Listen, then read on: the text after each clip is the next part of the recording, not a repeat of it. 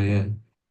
ॐ नमो भगवते वासुदेवाय। ॐ नमो भगवते वासुदेवाय। ॐ ज्ञानतिमिरिनाथस्य ज्ञानाञ्जनशलाकया चक्षुरुन्मिलितं येन तस्मै श्रीगुरुवे नमः। श्रीचैतन्यमनोभीष्टं स्थापितं येन भूतले स्वयं रूप कदा मह्यं ददाति स्वपदान्तिकम्। वन्देऽहं श्रीगुरो श्रीयुतपदकमलं श्रीगुरुं वैष्णवांश्च श्रीरूपं सागरजातां सहगना रघुनाथान्वितं सजीवं साद्वैतं सावधूतं परिजनसहिता कृष्णचैतन्यदेवं श्रीराधा कृष्णपादान् सहगना ललिता श्रीविशाखान्वितांश्च नमो विष्णुपादाय कृष्णपृष्ठाय भूतले श्रीमते भक्तिवेदांत स्वामी प्रभुपादाय ते नमः। गुरुवाज्ञा शीर्षे धृत्वा सप्तावेशस्वरूपिणे हरे कृष्णेति मंत्रेण पाश्चात्य प्रचारतारिणे नमो विष्णुपादाय कृष्णपृष्ठाय भूतले श्रीमते भक्तिवेदांत स्वामिनिति नामिने। नमस्ते सरस्वते देवे गौरवाणी प्रचारिणे निर्विशेषा शून्यवादी पाश्चात्य देशतारिणे। वाञ्छाकल्पतरुभ्यश्च कृपा सिन्धुभैव च पतितानां पावनेभ्यो वैष्णवेभ्यो नमो नमः। नमो महावदानाय कृष्णप्रेमप्रदायते कृष्णाय कृष्णचैतन्य नाम्ने गौरीतचे नमः। हे कृष्णा करुणा सिंधु दीनबंधु जगतपते गोपेश गोपिका कांत राधा कांत नमस्तुते। तप्त कांचन गौरांगी राधे वृंदावनेश्वरी वृषभानुसुते देवी प्रणमामि हरिप्रिये। जय हो श्री कृष्ण चैतन्य प्रभु नित्यानंदा श्री अद्वैत गदाधर शिवासादि गौर भक्त वृंदा। हरे कृष्णा कृष्ण कृष्णा हरे हरे हरे राम राम राम हरे हरे। हरे कृष्णा कृष्ण कृष्णा हरे राम राम राम हरे हरे। हरे कृष्णा कृष्ण कृष्णा हरे राम राम राम हरे हरे। हरे कृष्णा। आप सभी का हार्दिक अभिनंदन है। आज हम यूनिट 3 यानी इकाई 3 शुरू करेंगे और इस इकाई में हम 6 अध्याय को लेंगे, 13 से लेकर के 18 तक। इससे पहले आपके यूनिट 2 की जो परीक्षा है वो पूरे सारे पेपर आपके चेक नहीं हुए हैं, तो ये इस सप्ताह में आपको सभी पेपर चेक हो जाएंगे और को बता दिया जाए। तो इससे पहले कि हम यूनिट 3 में शुरू करें, कुछ मूल भूत चीजों को हमें दोबारा हम समझ लेते हैं कि इस कोर्स को करने के लिए हमें किन किन चीजों की आवश्यकता है। सबसे पहला आवश्यकता है जो हमें वो है अनुशासन। ठीक है, वो अनुशासन क्या है? क्योंकि हम इस जन्म में तो कृष्ण को पाना हम अपने दम पर, हम अपने बल पे हमारे लिए संभव ही नहीं। तो हमें क्या करना होगा? इसके लिए हमें गुरु ने हमारे लिए जो मूलभूत चीजें बताई हैं, जिन जिन चीजों को हमें करना है, वो क्या है? वे वैदिक भक्ति। शिला रूप गोस्वामी पाद हम जो भी भक्ति के नियम को हम अपनाते हैं अपने संप्रदाय में, वो सारे नियम रूप गोस्वामी पाद ने हमें दिए हैं और उसको सरल और भी सरल बनाया है शिला प्रभुपाद ने। तो वो मूलभूत नियम क्या है? उस मूलभूत नियम के सबसे प्रथम आता है साधना भक्ति। साधना भक्ति में अगर भगवान के प्रति प्रीति उत्पन्न करनी है, तो साधना भक्ति में सबसे सर्वप्रथम आता है वैदिक भक्ति। वैदिक भक्ति का मतलब क्या है? नियम का पालन करना जो हमारे गुरु ने दिया। वो नियम के क्या पालन होते हैं, क्या करने का क्या तात्पर्य है। 4 सिद्धांत को हमें फॉलो करना है।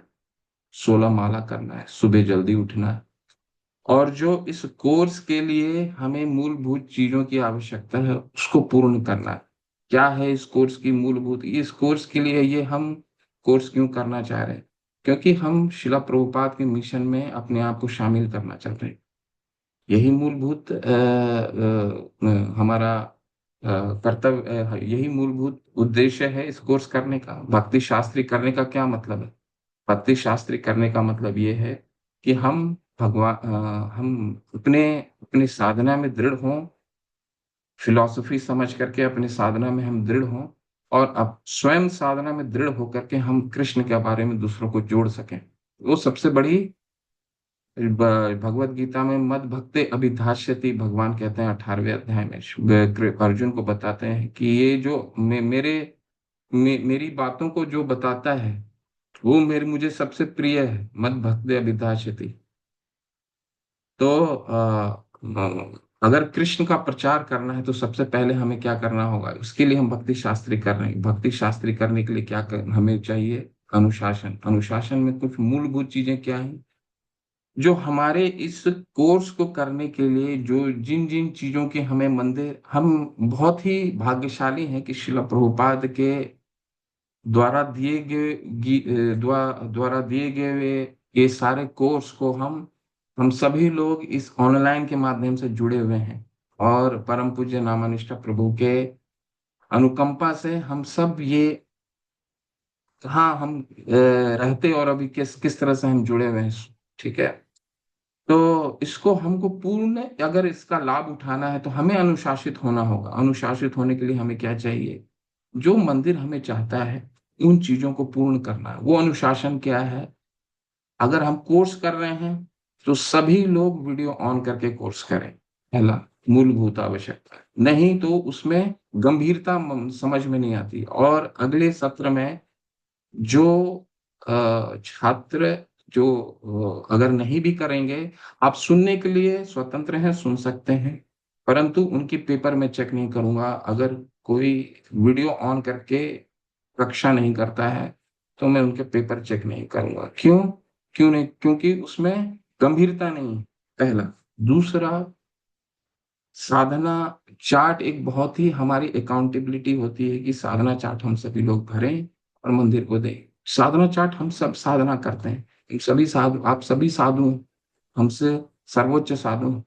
परंतु हम अपनी साधना के प्रति किस तरह अकाउंटेबल हों, वो हमें मंदिर को बताना पड़ेगा। और उसके लिए सबसे सर्वश्रेष्ठ माध्यम क्या है? जो साधना चार्ट हमें दिया जाता है, वो साधना चार्ट को आप नियमित रूप से हर हर दिन भरे, किसी न किसी तरीके से भरे। ठीक है। तो आपको ये सर्वोच्च, जो उच्च कोटि के वैष्णव हैं संप्रदाय में, वो भी साधना चार्ट भरते हैं। और उनकी साधना चार्ट हमारी साधना चार्ट से और भी बहुत ही विस्तार होता है। आपने कितने दिन के कितने घंटे पढ़े, इसके अलावा उस साधना चार्ट में ये भी होता है कि आपने कितने लोगों को कृष्ण के बारे में बताया। तो बहुत विस्तार होता है साधना चार्ट जितने भी। और आप भक्ति में उन्नति करेंगे। क्यों? क्योंकि हम अपने आप को अकाउंटेबल बनाते हैं। साधना चार्ट भरने का क्या मतलब है? हम अपने आप को अकाउंटेबल बनाते हैं, पहला। दूसरा, जो भी परीक्षा होता है, अगर आप गंभीर हैं तो आप सभी लोग एक कोई तिथि नियमित करें और उस तिथि में उस परीक्षा को दें। बस भगवान हमारी प्रयास देखते हैं। तो परीक्षा में कौन कितना लिखता है क्या नहीं लिखता है ये दूसरी बात, परंतु हमारा प्रयास एकदम गंभीर होनी चाहिए। ठीक है। क्योंकि मंदिर चाह रही है कि आप सभी को भक्ति शास्त्री से उत्तीर्ण हो और सब आप इस भगवान शिला प्रभुपाद के इस मिशन में जुड़े। तीसरा, परंतु बिना गंभीर के, भगवान भी क्या कहते हैं 9वें अध्याय में, सततम कीर्तयन्तो माम यतयन्तश्च दृढ़व्रता। दृढ़, बिना दृढ़ता के हमारा कीर्तन में भी हमारा अनुशासन नहीं हो पाएंगे। हमारे कीर्तन में मन नहीं लगेगा अगर हम दृढ़ नहीं होंगे।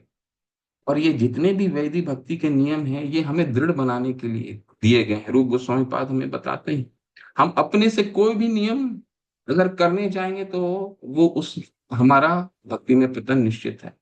ठीक। तो कुछ मूलभूत आवश्यकता है, साधना चार्ट बढ़े, परीक्षा की तिथि दी जाती है, उस परीक्षा में जब भी आप परीक्षा की तिथि नियमित करें, ये आप स्वतंत्र हैं।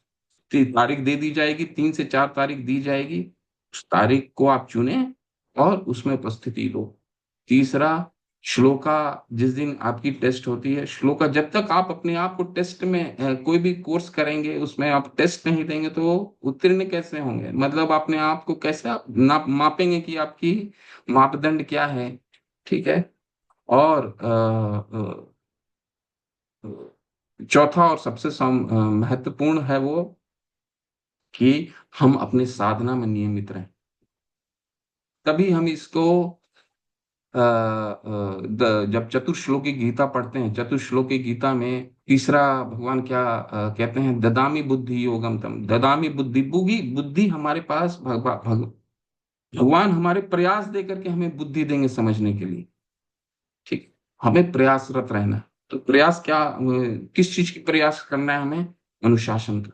ठीक है। कक्षा में नियमित रूप से आना, साधना चार्ट भरना, परीक्षा में तिथि आप स्वतंत्र हैं, अपने नियमित से तिथि दीजिए, उसमें उपस्थिति देना, श्लोका टेस्ट में उपस्थिति देना, और जो पांचवा, कोर्स को वीडियो ऑन कर करके ही करना।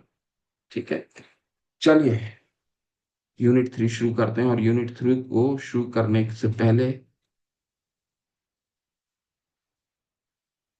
हम अपने श्लोका, यूनिट 3 के श्लोका को हम पढ़ेंगे, और बीच बीच में मैं यूनिट 2 के भी श्लोका आपको रिवाइज कराता रहूंगा। हरे कृष्णा कृष्ण कृष्ण हरे हरे, हरे राम हरे कृष्णा कृष्ण कृष्ण हरे हरे। तीन।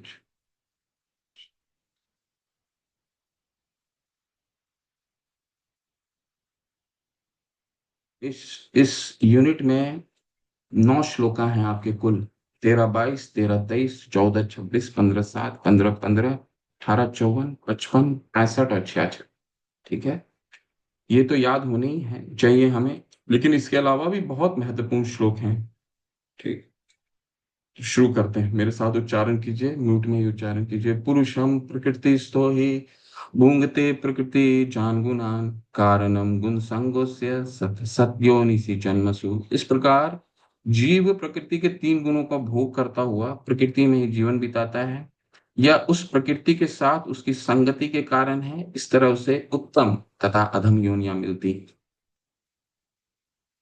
उपदृष्टानुमन्ता च भर्ता भोक्ता महेश्वरः परमात्मेति चाप्युक्तो देहि अस्मिन् पुरुषः परः। तो भी इस शरीर में एक दिव्य भोक्ता है जो ईश्वर है, परम स्वामी है, और साक्षी तथा अनुमति देने वाले के रूप में विद्यमान है, और जो परमात्मा कहलाता है।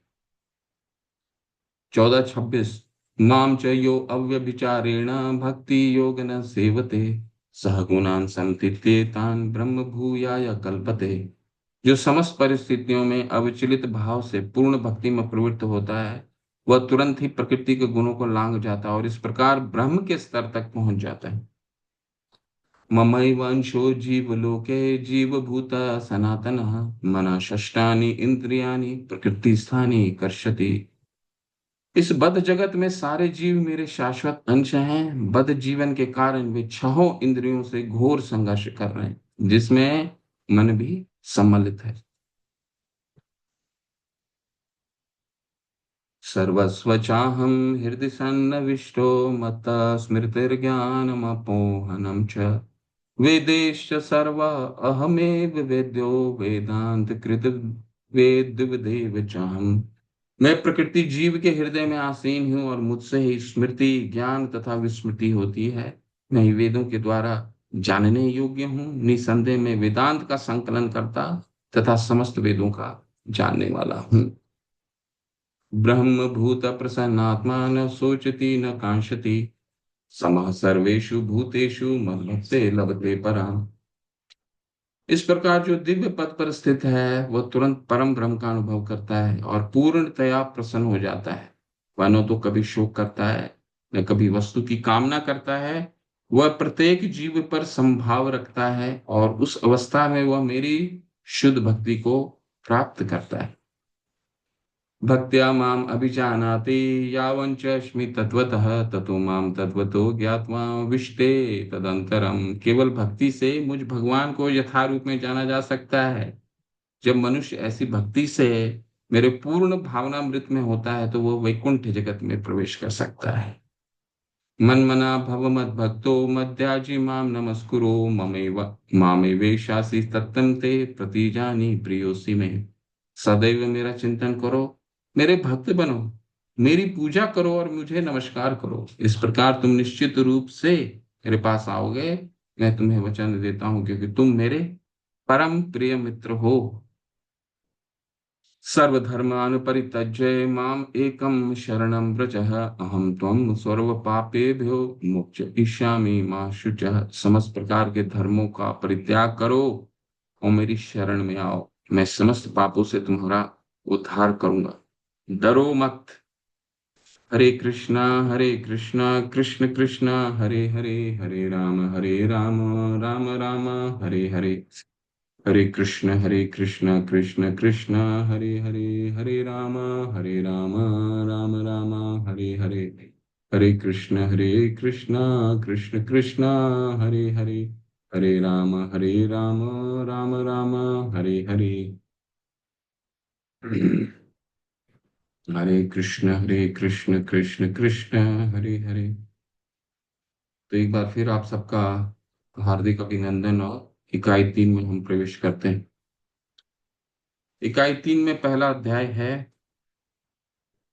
कृति के 3 गुणों से मुक्ति। ये बहुत ही इस अध्याय को 13वां जो अध्याय है बहुत लोगों को बहुत कठिन लगता है। बहुत चीजें समझ नहीं आती। तो इस अध्याय में अर्जुन कुछ प्रश्न पूछेंगे। इस अध्याय का मैं पूर्वालोकन आपको दे देता हूँ। अध्याय में अर्जुन कुछ प्रश्न पूछेंगे, कुछ चीजों के बारे में जानने का प्रयास करेंगे। ठीक है। उन प्रश्नों को कुछ मुख्य मुख्य बिंदु से प्रश्न करेंगे और भगवान पूरा अध्याय में इन प्रश्नों को उत्तर देंगे। लेकिन इस प्रश्न का सबसे महत्वपूर्ण उत्तर क्या है कि पुरुष, प्रकृति, जीव, पुरुष, प्रकृति, जीव, ये तीन के प्रति संबंध के बारे में व्याख्या है इस अध्याय में। इसीलिए ये अध्याय बहुत महत्वपूर्ण है। आपके मन में ये प्रश्न आना जरूर चाहिए कि जब भगवान ने सबसे गुह्य बातें कह दी, सबसे जो महत्वपूर्ण चीज है वो तो 6 अध्याय में कह दी। कुछ और कहने के लिए शेष नहीं है। अंतिम निर्देश भी हमें दे दिया कि करना क्या है। ठीक है। 9वें अध्याय में अंतिम निर्देश भी दे दिया। भक्ति योग को सर्वोच्च योग के रूप में भी स्थापित कर दिया। तो फिर अब क्या बताने के लिए शेष रह गया भगवान को इन 6 अध्यायों में? अब ऐसा क्या बताएंगे जब क्लाइमेक्स पहले ही बता दिया? तो और अभी क्या दिखाने वाले हैं? पहले अब 6 अध्याय में क्या बताएंगे भगवान? तो इन चीजों को उत्तर हम ढूंढेंगे। ठीक है। इस इकाई का उद्देश्य है छात्रों को भौतिक प्रकृति, सत्व, रज और तम के 3 गुणों को, कामकाज को समझ कर गहरा करना, जैसा कि भगवत गीता के अध्याय 13 से 18 में वर्णित है। ठीक है। तो हमें 3 गुणों के बारे में अभी हम विस्तार से हम नहीं समझ में आया। अभी भगवान ने विस्तार से इसका गुह्य तत्व को नहीं खोला है। बस ये जरूर बता दिया है कि जो जिन कारणों से हम इस भौतिक जगत में फंसे हुए हैं वो ये है 3 गुण। प्रकृति क्रियमाणानि गुणे कर्माणि सर्वश।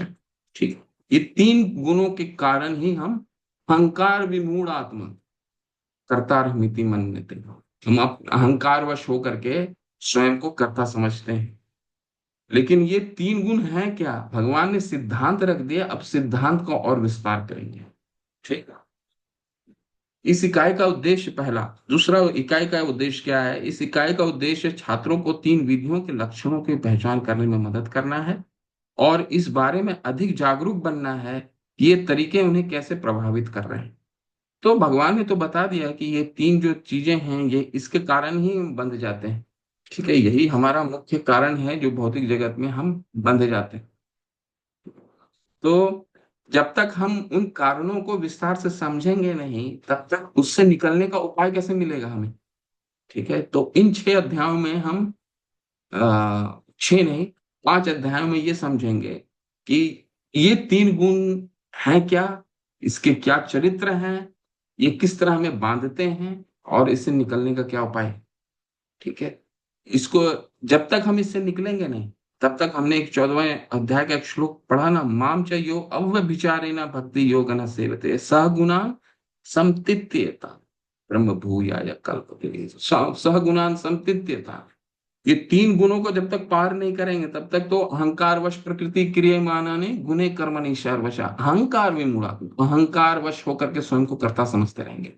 चाहे वो सतोगुण हो, रजोगुण हो, तमोगुण हो, ये तीनों गुण किसी न किसी तरह से बांधते हैं। कैसे बांधते हैं? ठीक है, आपके मन में ये प्रश्न भी आएगा कि रजोगुण तो बांधता है, समझ में आता है, तमोगुण बांधता है, समझ में आता है। अरे प्रभु, आप सतोगुण भी बांधता है, सतोगुण भी बांधता है, और कैसे बांधता है? जो कि सबसे सर्वोच्च गुण है, वो किस तरह से बांधता है, वो हम समझेंगे।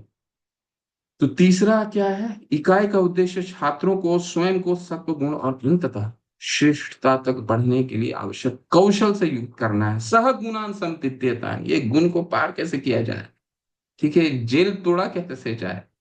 जेल में ही सुख की अनुभूति करने की आवश्यकता नहीं है, चाहे वो सोने की जेल हो या लोहे की जेल हो या फिर काल कोठरी हो। जेल भी बहुत बहुत तरीके की होते हैं ना।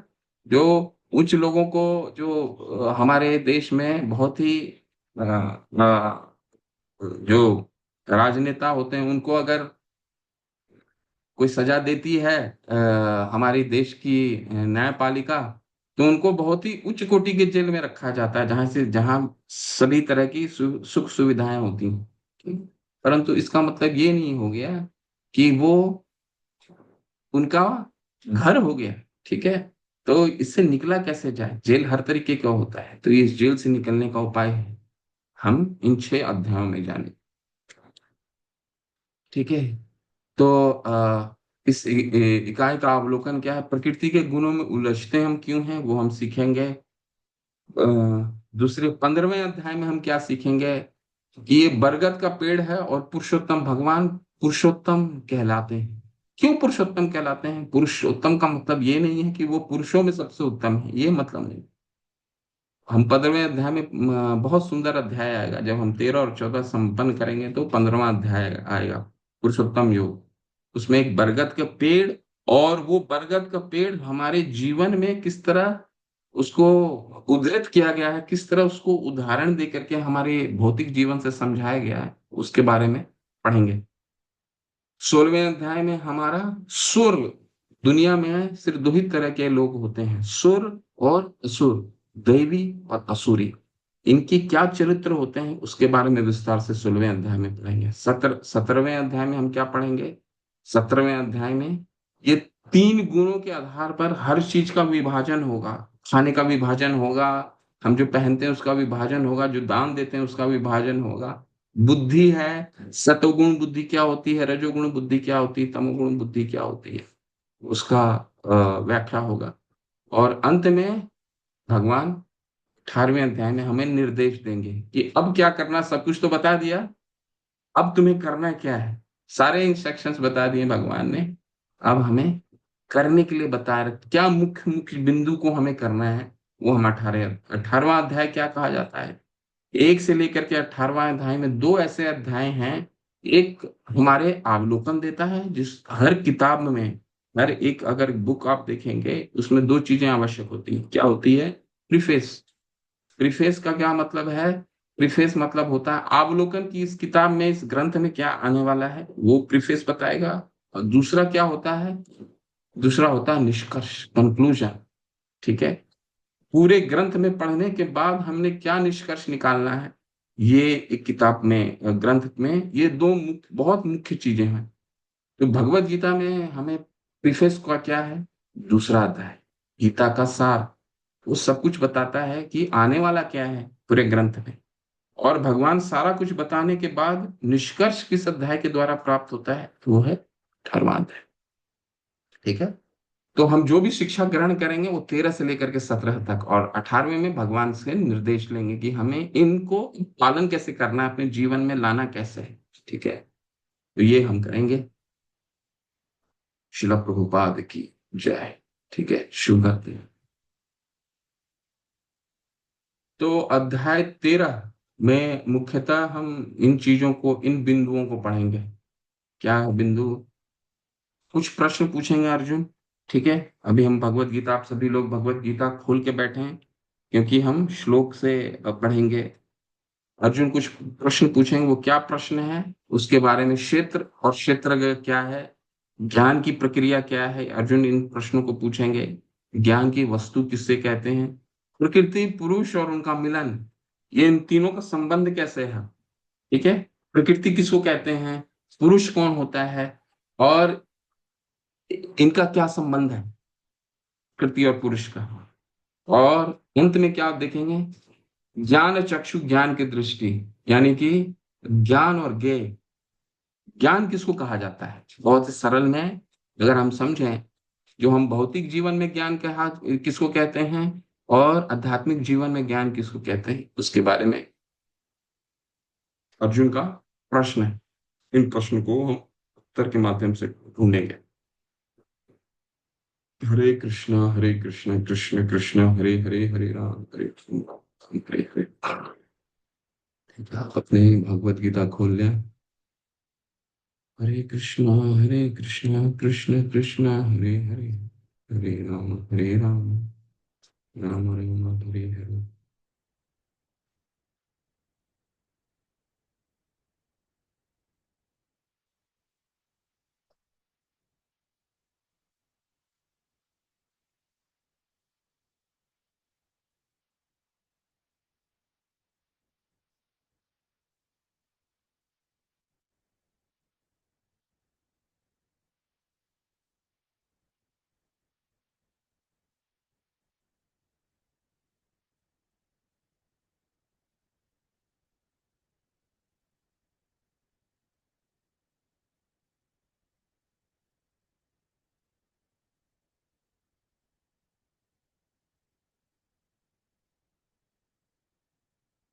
हरे कृष्ण कृष्ण कृष्ण हरे हरे, हरे राम हरे कृष्ण कृष्ण कृष्ण हरे हरे, हरे राम हरे हरे।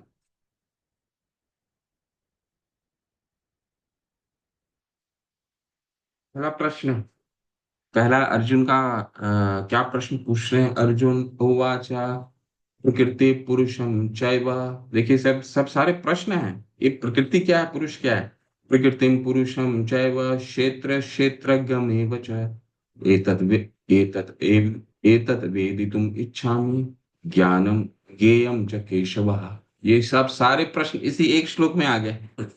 प्रकृति क्या है, पुरुष किसे कहते हैं, क्षेत्र क्या है, ये नोट करके रखिए। ये प्रश्न बहुत ही महत्वपूर्ण प्रश्न है, और एक एक प्रश्न का उत्तर हम समझेंगे, एक एक शब्द बहुत महत्वपूर्ण है। प्रकृति किसको कहते हैं, अर्जुन पूछ रहे हैं। पुरुष क्या है, किसे कहा जाता है पुरुष। क्षेत्र क्या है, क्षेत्रज्ञ क्या है। ठीक है। क्षेत्र क्षेत्र, एतद् वेदितुम इच्छामि ज्ञानम ज्ञेयम च केशव। ज्ञान किसे कहते हैं, और ज्ञेय किसको कहते हैं। ज्ञेय का मतलब होता है जानने की वस्तु। ठीक है। ज्ञेय किसको कहा जाता है, ज्ञान किसको, ज्ञान किसे कहा जाता है, और ज्ञान किसके लिए लेन है, किसके लिए लेना है मुझे, ये होता है ऑब्जेक्टिव यानी उद्देश्य, उसको कहा जाता है ज्ञेय। ठीक है। तो ये प्रश्न है, पुरुष कौन कौन है, प्रकृति किसे कहा जाता है, पुरुष कौन है, क्षेत्र क्या है, क्षेत्रज्ञ क्या है, ज्ञान किसे कहा जाता है, और ज्ञान लेने का उद्देश्य यानी ज्ञेय किसे कहा जाता है। ये 6 प्रश्न है। ठीक है। लेकिन ये अभी प्रश्न समाप्त नहीं होने वाले हैं, एक बहुत महत्वपूर्ण प्रश्न है अभी और भी। ये खासकर 6 प्रश्न बहुत महत्वपूर्ण है। श्री भगवान उवाच, भगवान उत्तर देना शुरू कर रहे हैं। इदम शरीरम कौन्तेय क्षेत्रगम इति अभिधीयते एतद्वेति तुम प्राहु क्षेत्रज्ञ इति तद्विधम्। अर्जुन ने कहा, हे कृष्ण, हाँ, मैं प्रकृति एवं पुरुष क्षेत्र एवं क्षेत्रज्ञ तथा ज्ञान एवं ज्ञेय के विषय में जानने की इच्छुक हूँ।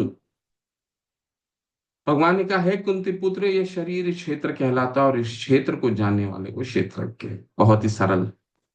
ठीक है, पहले प्रश्न में ही भगवान ने उत्तर दे दिया। प्रश्न 6 हैं। कौन कौन से हैं? क्षेत्र किसको कहते हैं? क्षेत्रज्ञ क्या है? पुरुष कौन है? प्रकृति क्या है? ज्ञान किस चीज को कहा जाता है? और ज्ञान लेने की उद्देश्य क्या है, यानी ज्ञेय किसको कहा जाता है? ठीक है, तो ये हो गया, ये 6 प्रश्न। तो इन प्रश्नों का उत्तर क्या दे रहे हैं भगवान? क्या कहते हैं कि शरीर जो है, फील्ड ऑफ एक्टिविटी, अगर इसको अंग्रेजी में समझें, जहां पर कार्य होता है, उसको उसको क्षेत्र कहा जाता है। ठीक है, एरिया, जिस एरिया में कार्य हो रहा है। तो हमारे जैसे इस शरीर में, हमारे ये जो पंचभूत से बना हुआ शरीर है, वो कार्य क्षेत्र है। ठीक है, और क्षेत्रज्ञ क्या है? इस शरीर को जानने वाला। ठीक है, तो आपके मन में प्रश्न आएगा, इस शरीर को जानने वाला कौन है? ठीक है, तो इसके बारे में अभी उल्लेख आएगा। तो भगवान ने क्या उत्तर दिया? क्षेत्र और क्षेत्रज्ञ। क्षेत्र यानी ये शरीर, कार्य क्षेत्र, और क्षेत्रज्ञ क्या मतलब? इस शरीर को जानने वाला। तो ये बहुत महत्वपूर्ण है। भगवत गीता के प्रथम 6, बहुत सुंदर अनुवाद है ये। भगवत गीता के प्रथम 6 अध्यायों में कोई अगर इसे पढ़ना चाहता है तो पढ़ सकते हैं, यहां तक पढ़िए पूरा।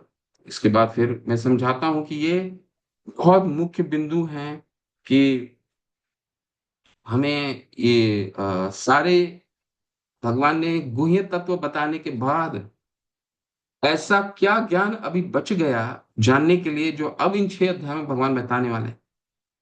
ये प्रश्न का उत्तर ढूंढेंगे। भगवान ने तो क्लाइमेक्स बता दिया, सब कुछ क्या करना है, निर्देश भी दे दिए, पर अब क्या करना है, ये हम जानेंगे। ठीक है, चलिए। कौन है? मैं पढ़ू प्रभु जी। हरे अनीशा कृष्ण माता प्रभु। ने हैंड रेस किया है, उनको पढ़ने पढ़ना के लिए बोलता हूँ। आप हैंड रेस कीजिए माता, फिर अभी आएगा, अभी आपको पढ़ने के लिए बोलूंगा। अनीशा ककारिया माता, पढ़िए। हरे कृष्ण प्रभु जी। भगवत गीता के प्रथम 6 अध्यायों में शरीर के ज्ञाता अर्थात जीव तथा जिस स्थिति में वह भगवान को समझ सकता है उसका वर्णन हुआ है। बीच के 6 अध्यायों में भगवान तथा भगवान के साथ जीवात्मा के संबंध एवं भक्ति के प्रसंग में परमात्मा का वर्णन है। इन अध्यायों में भगवान की श्रेष्ठता तथा जीव की अधीन अवस्था की निश्चित रूप से परिभाषा की गई है। जीव आत्मा सभी प्रकार से अधीन है और अपनी विस्मृति के कारण वे कष्ट उठा रही है। जब पुण्य कर्मों द्वारा उन्हें प्रकाश मिलता है तो वे विभिन्न परिस्थितियों में यथा आत्र, धनहीन, जिज्ञासु तथा ज्ञान पिपासु के रूप में भगवान के पास पहुंचते हैं। इसका भी वर्णन हुआ है। अब 13वें अध्याय में आगे इसकी व्याख्या हुई है कि किस प्रकार जीवात्मा प्रकृति के संपर्क में आता है और किस प्रकार कर्म, ज्ञान तथा भक्ति के विभिन्न साधनों के द्वारा परमेश्वर उसका उद्धार करते हैं। यद्यपि जीवात्मा भौतिक शरीर से सर्वथा भिन्न है, लेकिन वह किस तरह उससे संबंध हो जाता है, इसकी भी व्याख्या की गई है। हरे कृष्ण माता। तो 13वां से लेकर के हम 17वें अध्याय हमारे लिए किस लिए में क्यों महत्वपूर्ण है, श्रील प्रभुपाद समझा रहे हैं कि हमें उद्देश्य तो पता चल गया कि हमें क्या करना। भक्ति योग सर्वश्रेष्ठ उद्देश्य है, परंतु इस भक्ति योग तक पहुंचने के लिए हमें क्या मार्ग अपनाना है, वो इन 13 से लेकर के 18 में हम जान पाते हैं। ठीक है, अब जैसे बहुत ही उदाहरण से समझिए कि किसी को ये मालूम है कि मुंबई से हम मुझे पूना जाना है। ठीक है, पूना मुझे पहुंचना है, ये उद्देश्य पता चल गया है, लेकिन मार्ग तो कई है। ठीक है, कोई रेल से जा सकता है, कोई कार से जा सकता है, कोई हवाई जहाज से जा सकता है, कोई पूरे विश्व भ्रमण करके मुंबई से निकलेगा, विश्व भ्रमण कर करके पुणे पहुंचेगा। मार्ग तो कहीं, कोई साइकिल से जा सकता है, कोई पैदल जा सकता है, लेकिन कौन सा मार्ग हमें चुनना है ताकि हम बिना जो हम सरल तरीके से, हम किस तरह से पुनः पहुंच सकते हैं। कोई एक व्यक्ति मिठाई की दुकान में जाता है, तो वो क्या करता है? मिठाई खाने के लिए मिठाई मांगता है, तो मिठाई देने वाला व्यक्ति उसको हाथ में मिठाई नहीं देता है। उसको मिठाई देने के कैसे मिठाई देता है?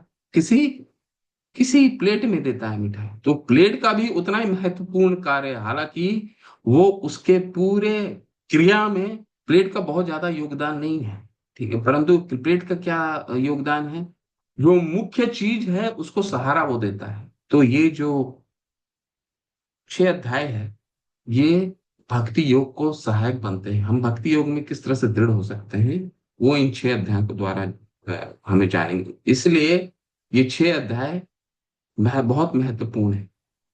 ठीक है, भक्ति योग में हम दृढ़ कैसे होते हैं, दृढ़ कैसे, भगवान ने तो हमें बता दिया, यत्यंत दृढ़ बता, दृढ़ बनो। तुम तब तुम कीर्तन कर पाओगे, तब तुम सततम कीर्तन हो पाएगा तुमसे। ठीक है, हमें भगवान ने ये बता दिया कि सर्वश्रेष्ठ गुह्य तत्व क्या है, मन मना भव मत भक्तो मध्याजी माम नमस्करो। भगवान के बारे में सुनना, ये सर्वश्रेष्ठ सभी शास्त्रों का गुह्य सबसे सर्वश्रेष्ठ तत्व है। श्री मैत्री मुनि जब विदुर महाराज उनके पास जाते हैं, तो मैत्री मुनि उनको मैत्री मुनि बताते हैं कि सभी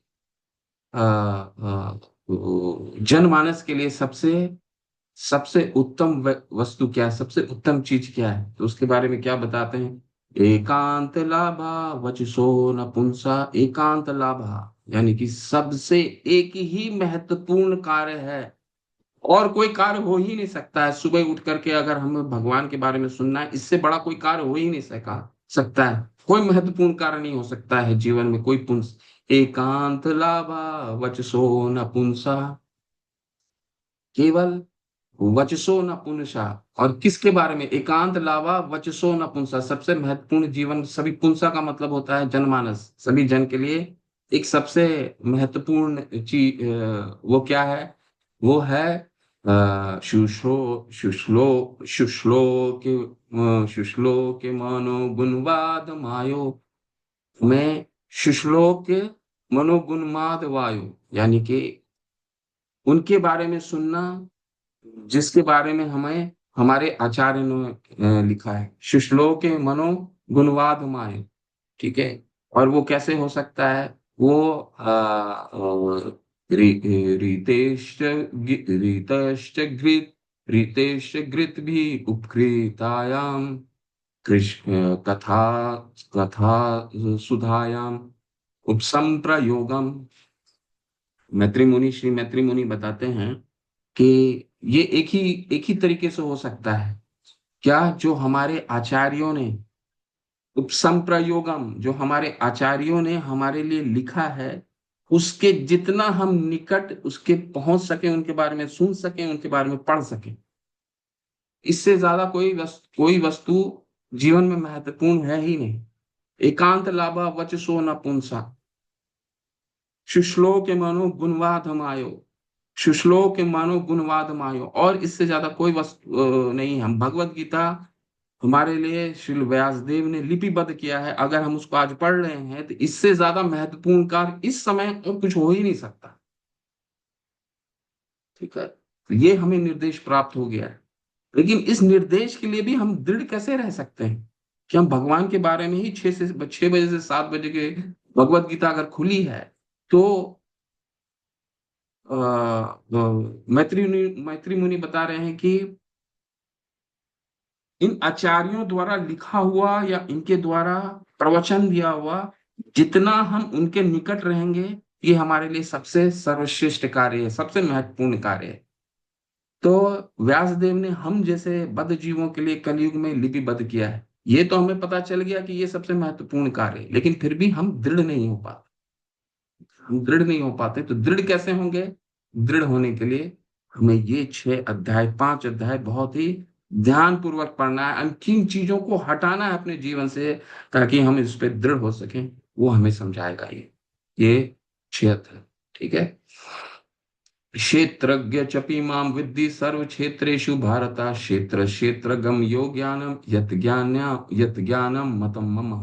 हे भरतवंशी, तुम्हें ज्ञात होना चाहिए कि मैं समस्त शरीरों में ज्ञाता भी हूं। और इस शरीर में बहुत महत्वपूर्ण चीज आ गया, क्या आ गया, भगवान ने बताया कि क्षेत्र और क्षेत्रज्ञ, दो चीज के बारे में उत्तर दे दिया है। क्षेत्र किसको कहते हैं, शरीर है जहाँ पे कार्य होता, कोई भी कार्य जिस फील्ड में, मान लीजिए एक बहुत बड़ा मैदान है, मैदान में एक बिल्डिंग तैयार हो रहा है, ठीक है, और तो वो कार्य क्षेत्र क्या हो गया, उसका क्षेत्र क्या हो गया, वो वो मैदान हो गया। तो हमारे लिए इस पूरे शरीर का कार्य क्षेत्र क्या है, ये पंचभूत से बना हुआ है ये शरीर। भूमि रो अपन लोवा ये खम्मन बुद्धि रे बच्चा, अहंकार इति हमने भिन्न प्रकृति अष्टधा, भगवान ने बताया बताया कि शरीर किन चीजों से बना, अभी हम आगे पढ़ेंगे। ये 8 तत्व से बना है, पांच पंचभूत, पंचभूत से बना हुआ है। भूमि रो अपन लोवा यही कार्य का क्षेत्र है। ठीक है, तुम्हें समस्त शरीरों का ज्ञाता, यहाँ पे भगवान कह रहे हैं क्षेत्रज्ञ क्या क्या मतलब है, जो ये शरीर को जानता। यहाँ पे भगवान कह रहे हैं क्षेत्रज्ञम चपि माम विद्धि सर्व क्षेत्रेषु भारत, क्षेत्र क्षेत्रगम योग ज्ञानम यद ज्ञानम मता ममा, मैं भी हूं। दो लोग हैं क्षेत्रज्ञ, कौन कौन, एक तो शरीर में वास करने वाला वो आत्मा, जीव, और दूसरे कौन है, परमात्मा। ठीक है, तो यानी कि इस अध्याय से ये चीज तो अलग हो गया।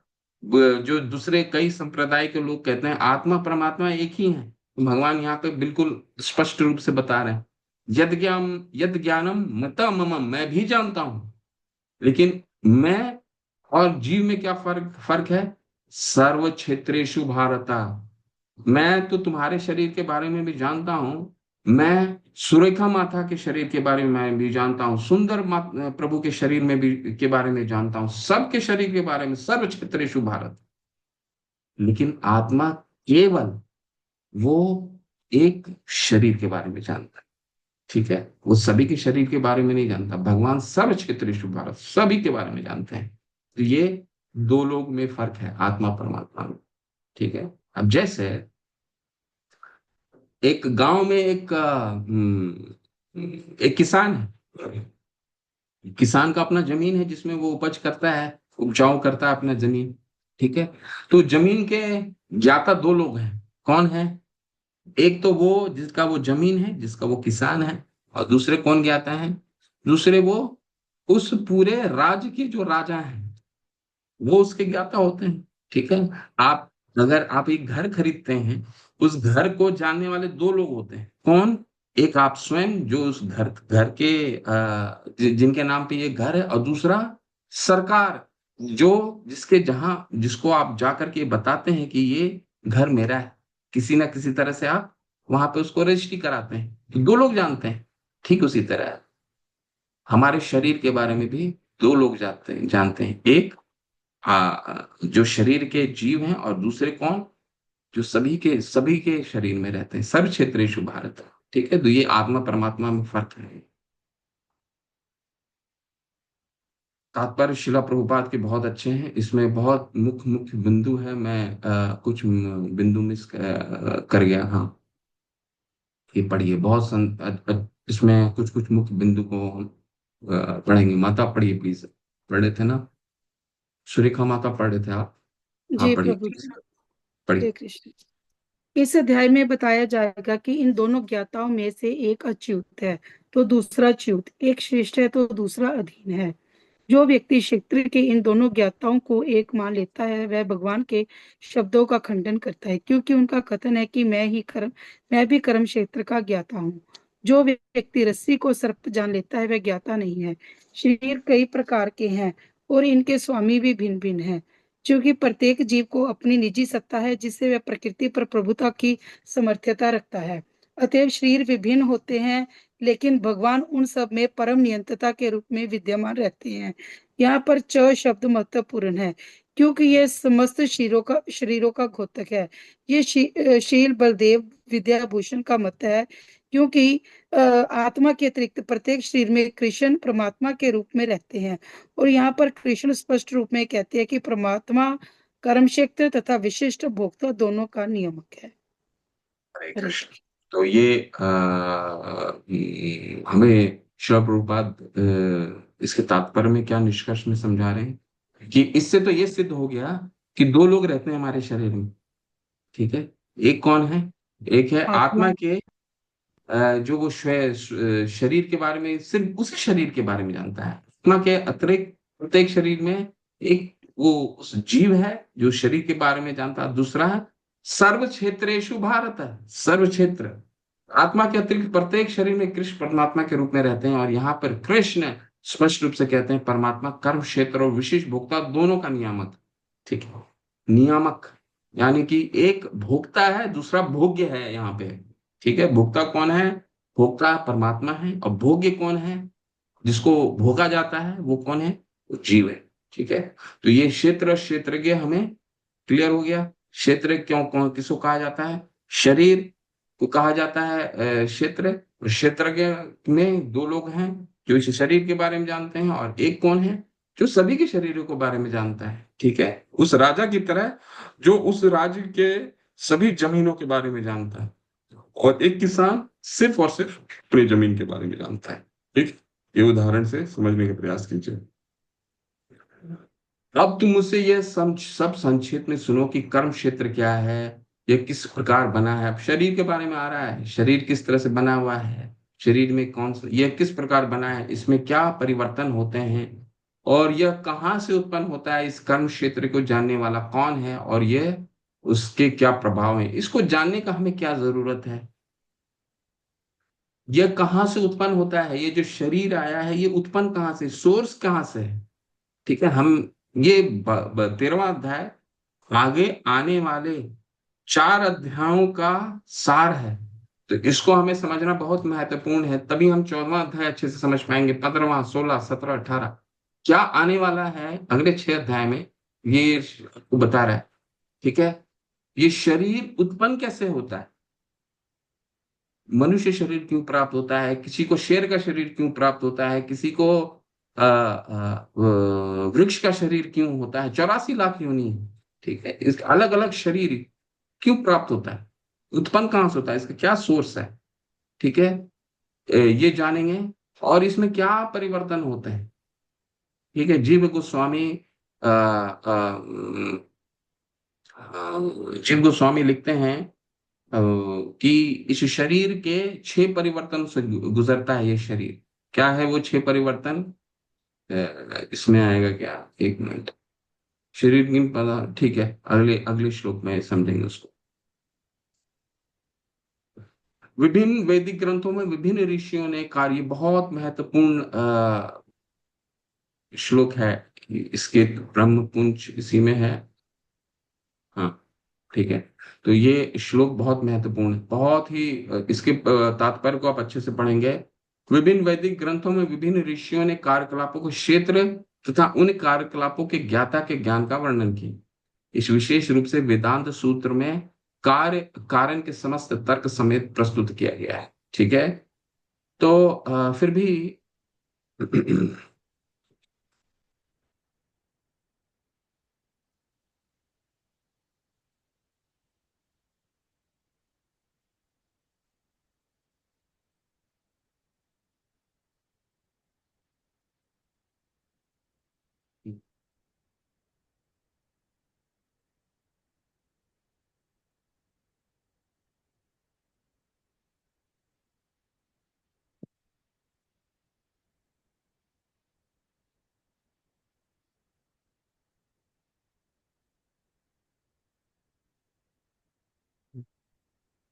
ये ये प्रश्न हमें समझ लेते हैं, इसमें क्या परिवर्तन होते हैं, शरीर में परिवर्तन किस तरह से देखा जाता है, ठीक है। इसका उत्तर हम समझते हैं, इसके बाद हम अगले श्लोक में जाएंगे। शरीर का परिवर्तन, शरीर का परिवर्तन भगवान ने दूसरे अध्याय में ही बता दिया है।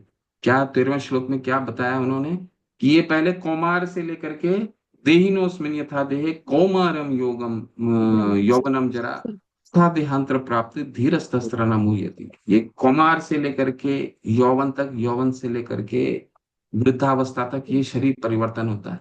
तो जीव गोस्वामी इस परिवर्तन को 6 चीजों में भाग करते हैं। ये शरीर का परिवर्तन 6 चीजों से गुजरता है, और ये जो परिवर्तन है ये सभी जीव में, चाहे वो पेड़ हो, चाहे वो जलचर हो, चाहे पशु हो, चाहे मनुष्य हो, वो 6 चीजें क्या है, जन्म लेता है, दूसरा बढ़ता है, तीसरा मेंटेन करता है, चौथा कुछ कुछ उपज करता है, किसी दूसरे चीज को वो जन्म देता है, पांचवा लुप्त होना शुरू होता है, और छठा वो समाप्त हो जाता है। तो ये 6 परिवर्तन हर के शरीर में पाए जाते हैं। मनुष्य का जन्म होता है, वो बढ़ता है। वृक्ष का भी जन्म होता है, वो बढ़ता है, फिर क्या करता है, वो अपने आप को मेंटेन करता है। ठीक है। चौथा क्या है, कुछ उपज करता ओके। है, यानी कुछ कुछ फल देता है। या फिर मनुष्य के बच्चे होते हैं, तो ये क्या हुआ, उपज देता है, फिर क्षीण होने लगता है, फिर वो वृद्धावस्था तक पहुंचने लगता है, और अंत में छठा क्या है, वो है लुप्त हो जाता है। तो ये जो 6 परिवर्तन हैं, इस सबके शरीर में पाए जाते हैं। परंतु एक जो चीज है जो कभी परिवर्तित नहीं होता, हम उसका उसके बारे उसके संबंध के बारे में जानेंगे। ठीक है। तो अगला अध्याय, अगला जो श्लोक है, इसमें बहुत ही बहुत महत्वपूर्ण कॉन्सेप्ट आ रहा है। वो क्या है, ब्रह्म पुंज प्रतिष्ठा। छंदों भी शब्द विभिन्न वैदिक ग्रंथों का सूचक है। ये कोई पढ़े, ये इसको अच्छे से पढ़िए, नहीं तो इसमें कंफ्यूजन होगा आपको, और आपसे प्रश्न भी पूछूंगा इसमें अभी। ये जहां मैंने अंडरलाइन किया है, इस अनुवाद को पढ़ें। आप कौन पढ़ना चाहेंगे? हरी हरी। हरे कृष्ण प्रभु जी, मैं पढ़ूं? पढ़े। छंदोभी शब्द विभिन्न वैदिक ग्रंथों का सूचक है। उदाहरणार्थ तैत्तिरीय उपनिषद, जो यजुर्वेद की एक शाखा है, प्रकृति, जीव तथा भगवान के विषय में वर्णन करती है। जैसा कि पहले कहा जा चुका है, क्षेत्र तथा क्षेत्र का अर्थ कर्म क्षेत्र है। क्षेत्रज्ञ की दो कोटियां हैं, जीवात्मा तथा परम पुरुष। जैसा कि तैत्तिरीय उपनिषद में कहा गया है, ब्रह्म पुंस प्रतिष्ठा, भगवान की शक्तियों का प्रकट अन्यमय रूप में होता है, जिसका अर्थ है अस्तित्व के लिए भोजन पर निर्भरता। यह ब्रह्मा की भौतिकतावादी अनुभूति है। अन्न में परम सत्य की अनुभूति होने करने के पश्चात फिर प्राणमय रूप में मनुष्य सजीव लक्षणों या जीवन रूपों में परम सत्य की अनुभूति करता है। ज्ञानमय रूप में यह अनुभूति सजीव लक्षणों से आगे बढ़कर चिंतन, अनुभव तथा आकांक्षा तक पहुंचती है। तब ब्रह्मा की उच्चतर अनुभूति होती है, जिसे विज्ञानमय रूप कहते हैं, जिसमें जीव के मन तथा जीवन के लक्षणों को जीव से विभिन्न समझा जाता है। इसके पश्चात परम अवस्था आती है, जो आनंदमय है, अर्थात सर्व आनंदमय प्रकृति की अनुभूति है। इस प्रकार से ब्रह्म अनुभूति की 5 अवस्थाएं हैं, जिन्हें ब्रह्म पुंज कहा जाता है। इनमें से प्रथम 3 अन्यमय, प्राणमय तथा ज्ञानमय अवस्थाएं जीवों की कार्यकलापों के क्षेत्रों से संबंधित होती है। परमेश्वर इन कार्यकलापों के क्षेत्रों से परे है और आनंदमय है। वेदांत सूत्र भी परमेश्वर को आनंदमय अभ्यासात अभ्यासात कहकर पुकारता है। भगवान स्वभाव से आनंदमय है। अपने दिव्य आनंद को भोगने के लिए वे विज्ञानमय, प्राणमय, ज्ञानमय तथा अन्यमय रूप में विस्तार करते हैं। कार्यकलापों में क्षेत्र में कार्यकलापों के क्षेत्र में जीव भोक्ता क्षेत्रज्ञ माना जाता है, किंतु आनंद में उससे भिन्न होता है। इसका अर्थ यह हुआ कि यदि जीव आनंदमय का अनुगमन करने में सुख मानता है, तो वह पूर्ण बन जाता है। क्षेत्र के ज्ञाता रूप में परमेश्वर की और उनके अधीन ज्ञाता के रूप में जीव की तथा कार्यकलापों के क्षेत्र की प्रकृति का यह वास्तविक ज्ञान है। वेदांत सूत्र का यह ब्रह्म सूत्र में यह इस सत्य की गवेषणा करनी होगी। हरी हरी। आगे पढ़ते धन्यवाद। हैं। हरे कृष्ण। तो बहुत ही महत्वपूर्ण भगवान की एक भौतिक शक्ति का यहाँ पे चर्चा हो रहा है। ठीक, क्या चर्चा है? वेदांत सूत्र के अनुसार बहुत ही महत्वपूर्ण कॉन्सेप्ट आता है, वो है ब्रह्म पुंज प्रतिष्ठा। ब्रह्म पुंज प्रतिष्ठा क्या है? भगवान अपने आप को, ये भगवान की भौतिक शक्ति का अनुमान लगाना है। भगवान भौतिक जगत में 5 तरीकों से अपने आप को प्रकट करते हैं। वो क्या है? वो जीव का आवश्यकता के अनुसार, हमारी क्या आवश्यकता है, जीव का मतलब है सभी जीव। ठीक है। तो सर्वप्रथम भगवान अपने आप को किस शक्ति के रूप में, भौतिक शक्ति के रूप में प्रकट करते हैं? अन्नमय, खाना। अगर हमें खाना नहीं मिलेगा तो कोई भी जीव को सबसे पहला कार्य क्या होता है? खाना। ठीक है। खाना सबसे पहली आवश्यकता है। तो ये जो अन्नमय है, भगवान अन्न के रूप में, अन्न की शक्ति के रूप में प्रकट होते हैं। ठीक है। चाहे वो पशु हो, चाहे जलचर हो, चाहे वृक्ष हो, पौधे हो, चाहे मनुष्य हो, सबके लिए सबसे पहली आवश्यकता है अन्नमय। ठीक है। दूसरी क्या आवश्यकता है? जब अन्न की पूर्ति हो जाती है, जब खाना पेट में खाना चला जाता है, तो दूसरी आवश्यकता क्या आता है? प्राणमयी। तो प्राणमयी का क्या मतलब है? प्राणमय का मतलब है अपने प्राणों की रक्षा करना, अपने परिवार की प्राणों की रक्षा करना। ठीक है। अपने प्राण की रक्षा करना, घर बनाना, घर के अंदर रहना। और घर केवल हम नहीं बनाते हैं, घर सारे जीव जंतु बनाते हैं अपने अपने तरीकों से। कोई घोंसला बनाता है, कोई गुफा में रहता है, कोई जल के नीचे रहता है। ठीक है। हर कोई अपना तरीका बनाता है रहने का, अपना प्राणों की सुरक्षा करने का। सभी लोग, सभी जीव, इसमें कोई फर्क नहीं है। मनुष्य हो, पशु हो, जलचर हो, सारे लोग अपने प्राणों की रक्षा के रूप में कुछ न कुछ उपाय करते हैं। और ये शक्ति कहाँ से है? ये भगवान की शक्ति के रूप में आता है, प्राणमय शक्ति। इसके बाद क्या आता है? ज्ञानमयी। ज्ञानमय का मतलब है अनुभूति। ठीक है। कुछ किसी चीज की अनुभूति होना, तो कॉन्शियसनेस जिसको कहा जाता है। ये हर जीव में अलग अलग तरीका का होता है, लेकिन पशु में भी पाया जाता है। ज्ञान में कैसे हम पता चलता है? एक जानवर, एक पशु को आप रोटी दीजिए, वो पशु आपके गेट में दोबारा अगले दिन आ जाएगा। ठीक है। क्यों? क्योंकि उसको ज्ञान हो गया, अनुभूति हो गई कि यहाँ पे खाना मिलता है। तो मनुष्य और पशु में ये 3 लक्षण जो बताए हैं भगवान, ये 3 लक्षण मनुष्य और पशु को अंतर भेद नहीं करता। आहार, निद्रा, भय, मैथुन, ये चारों को अगर आप जोड़ लें तो इन तीनों में आ जाएगा। ठीक है। अनुभूति ज्ञान पहला क्या है? खाने का।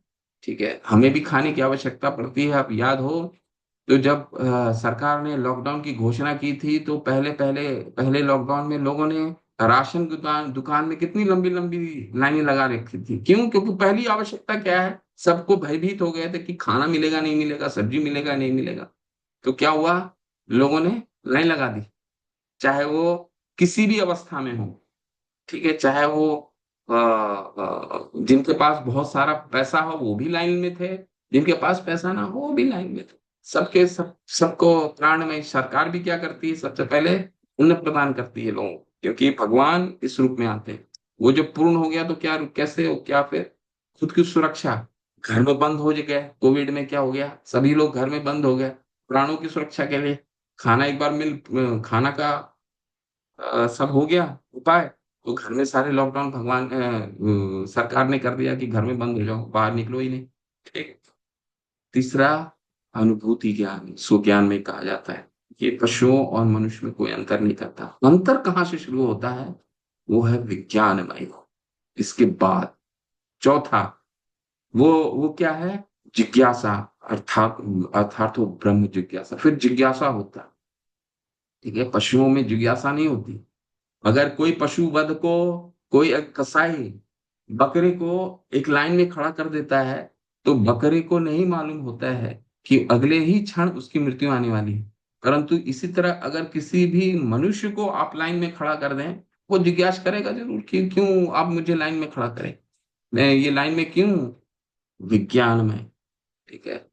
इसके लिए मनुष्य योनि प्राप्त हुई है। और सबसे अंत क्या है? आनंदमय, जिसके लिए हम सारा जीवन प्रयासरत रहते हैं आनंद पाने की खुशी में।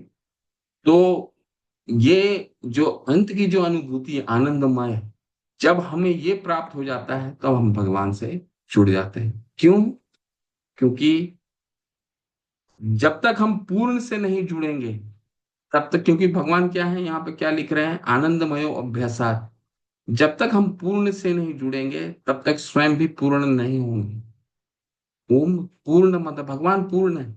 भगवान में, भगवान से कोई भी चीज निकल भी जाती है तो भी भगवान पूर्ण रहते हैं, ऐसा हमें ईशोपनिषद समझाता है। ओम पूर्णमद पूर्णमिदम पूर्णात् पूर्णमुदच्यते पूर्णस्य पूर्णमादाय पूर्णमेवावशिष्यते। भगवान पूर्ण है और उनसे निकली हुई इकाई भी पूर्ण है। प्रकृति भगवान की इकाई है, तो ये भी जो निकला है वो भी पूर्ण है। प्रकृति में कोई भी चीज की कमी नहीं है।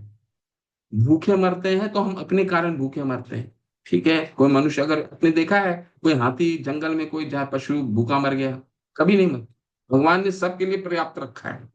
इस तो पूर्ण है ये प्रकृति, ठीक है। तो और इस प्रकृति, ये भगवान से कोई चीज निकलने के बाद भी भगवान पूर्ण होते हैं। भगवान ने कोई कमी नहीं आती कि 2 - 1 कर दिया तो 1 बच गया, नहीं। 2 - 1 = 2 ही रहेगा, ठीक है। तो भगवान पूर्ण है, तो भगवान आनंदमय अभ्यासात है, आनंद के सागर हैं। और कभी भी भगवान की आपने कोई तस्वीर नहीं देखी होगी जिसमें भगवान गंभीर हो या उदास हो, नहीं। भगवान आनंदित रहते हैं, गायों के साथ, गौओं के साथ आनंदित रहते हैं, आनंदमय अभ्यासात। जब इन आनंद के साथ हम जुड़ेंगे तब हमें आध्यात्मिक जीवन की अनुभूति होगी, ठीक है। तो ये ब्रह्म पुंज के बहुत ही महत्वपूर्ण कॉन्सेप्ट है 5। लेकिन ये क्या है, ये भगवान की भौतिक शक्ति है, ठीक है। इसको ब्रह्म सूत्र में हमें समझाया गया। आज हम इस कॉन्सेप्ट को यहीं रोकते हैं, फिर अगले सत्र में पढ़ के आएंगे आप सभी लोग। और कुछ चर्चा, आज चर्चा नहीं हो पाया, अगले सत्र में कुछ चर्चा के माध्यम से हम इसको और पढ़ेंगे, ठीक है। शिला प्रभुपाद की जय। ब्रह्मचार्य श्री हरिदास ठाकुर की जय। किसी किन्हीं का कोई संशय है तो पूछ सकते हैं।